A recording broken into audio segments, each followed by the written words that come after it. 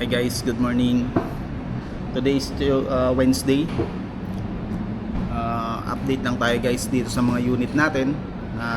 Meron tayo dito ngayon sa JAC Quezon Hub. Actually, matagal nang dumating dito sa amin to, hindi lang ako nakapag-update sa inyo. Hindi ko lang na videohan, hindi ko lang na review itong mga unit na to. Ito is marami na rin tayo na release. Mga 2 months na kasing nag-ongoing yung mga stocks natin na dumating.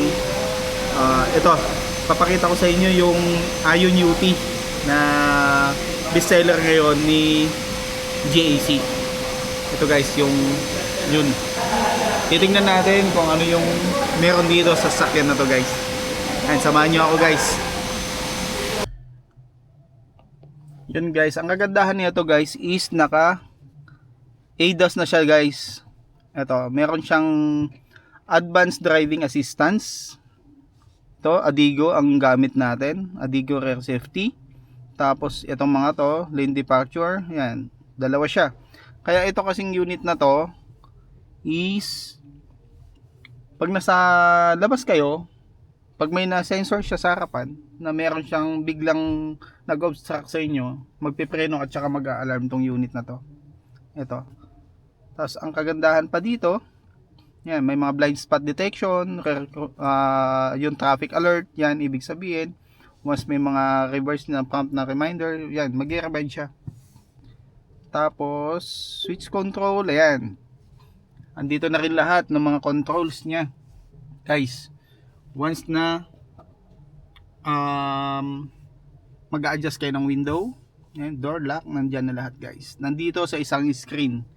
Hindi na kayo mahirapan pa kung saan. Kumbaga isang portion, nandito na lahat yung kaya nyo control ng unit na to. Yan. Sa aircon naman, nandito yung fan, defogger, andito naman po yung ito yung ventilation. Ayan. Camera, ang maganda dito, naka 360 camera. Ayan yung unit na to. Ayan, naka 3, ayan, advanced na rin to guys. Kasi naka 3D at saka may wide angle na rin siya. Ayan. Pipiliin mo na lang kung saan yung siselect mo lang. Yun. 'Di ba?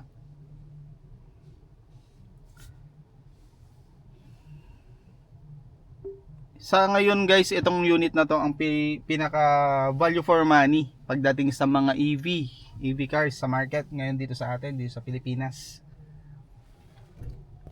Yung mga naghahanap ng ganitong unit, eto, nandito lang din naman tayo para i-assist ko kayo, message lang kayo. Check natin sa second row guys yung luwag niya.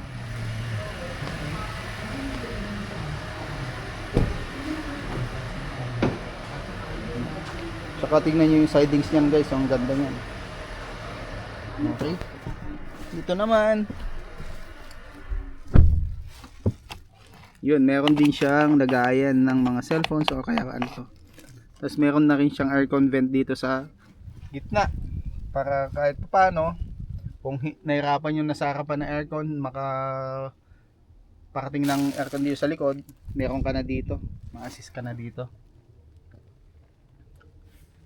Yun, ilaw, ito meron na rin yan, dalawa. Yan guys, oh. Guys, ang luwag nito, itong unit na to, promise.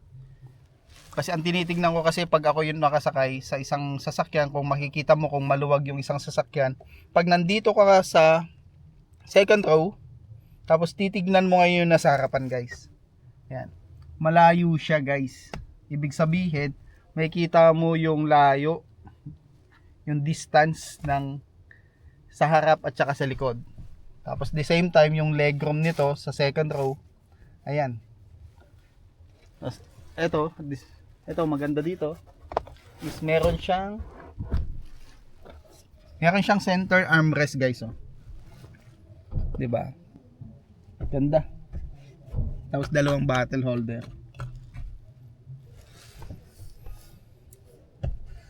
Maganda dito guys, lalo kung mga mag-travel kayo ng province o kaya out of town, yan.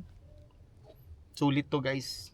Kasi 400 kilometer yung electric range, yung range nito. Hindi kayo mabibitin na.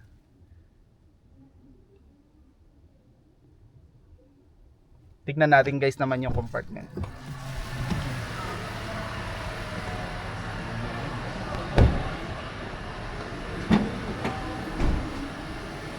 Yun. Regarding sa compartment naman guys, is maluwag din. Ayan. Diba? Tsaka maganda dito guys is tignan nyo naman. Ito nga pala, wala tong spare tire. Syempre, EV to eh. Yung ibang EV natin, ang may spare tire lang is si Ion V. Pero dito, may inflator siyang kasama. Tapos, early warning device. Tapos, malaki yung compartment niya. Yung takip na to, pwede mo ilagay sa pinakailalim. Para maging malalim pa. Tapos, ito yung kasama portable charger. 3.5 kilowatts. Yan guys. Okay.